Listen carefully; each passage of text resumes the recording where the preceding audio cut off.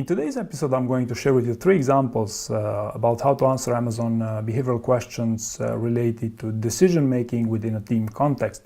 And while these questions might seem usually targeted towards management and senior roles, given in Amazon's size and then pioneering terms such as 2-pizza teams or 6-page narratives, these questions are likely to arise regardless of the role that you might be applying for. Also interesting to note here the connection to one of Amazon's 14 leadership principles, that is "are right a lot," which I'll exemplify later on.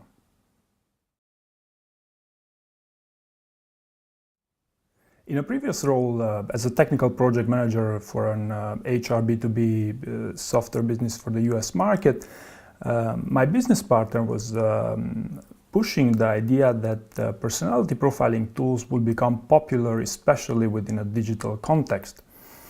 However, 2 years into our software, data was telling us a different story. In fact, candidates preferred to input as little information as possible in order to go as fast as possible through the process. And also, there were very few applicants that were actually hired that completed personality profiles. So after presenting my business partner these results, both the qualitative and the quantitative analysis, we decided to refocus our efforts towards structured hiring and data-driven hiring in general, recognizing this would be actually an applicant-driven market. And this proved to be a great decision because our activity tripled in the next year.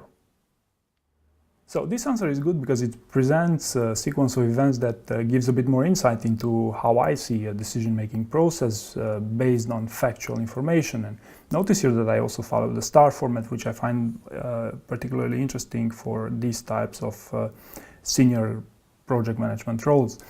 Now, you might have also noticed that the results section of my example was geared towards how my actions were beneficial to the company.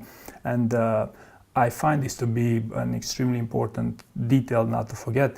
And also, while detailing a decision-making process, there's also a certain amount of risk that you'll forget the results section entirely, or you'll forget to focus on those most relevant part of the resolve of that situation. So that's why I encourage you to employ the STAR format whenever you can.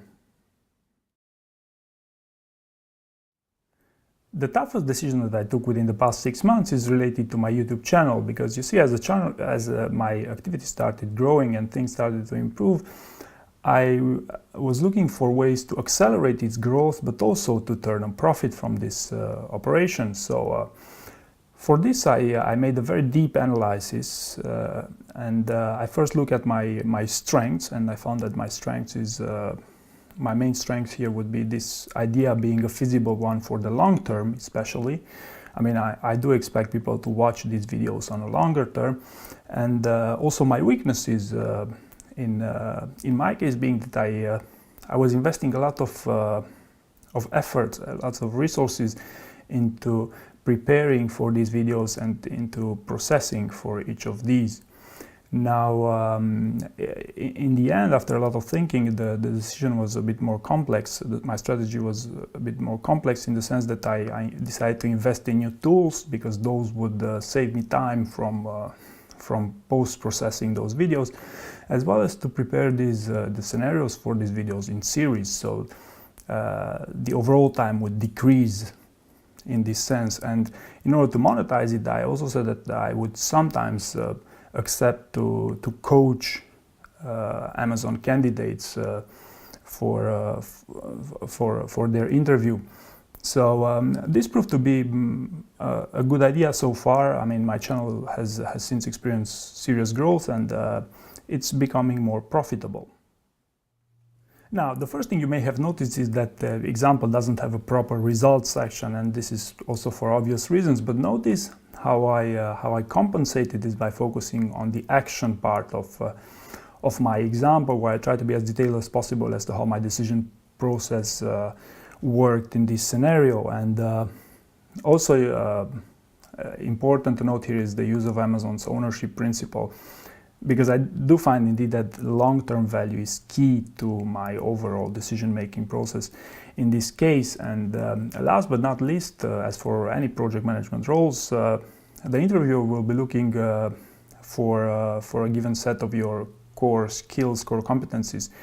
That is your leadership skills, your time management skills, your ability to work under pressure, and of course your people skills. One example that comes to mind here is 7 years ago when I decided to invest everything into an HR software business. And at the time I was also involved in some other projects, and I wish I took more time to properly evaluate the situation and not to go basically all in within one business, but try to preserve also my other revenue streams.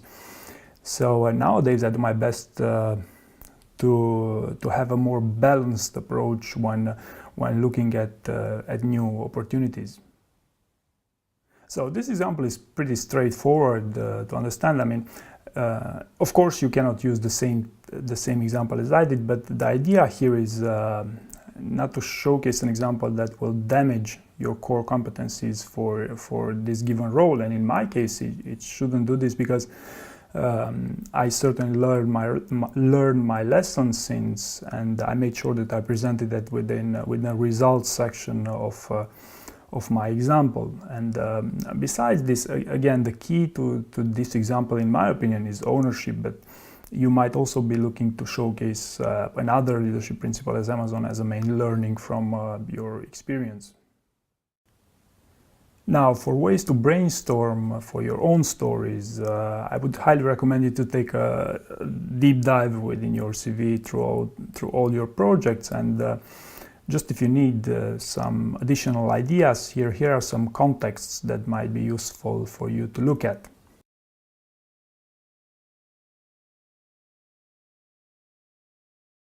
Also interesting while answering, please consider these tips and tricks.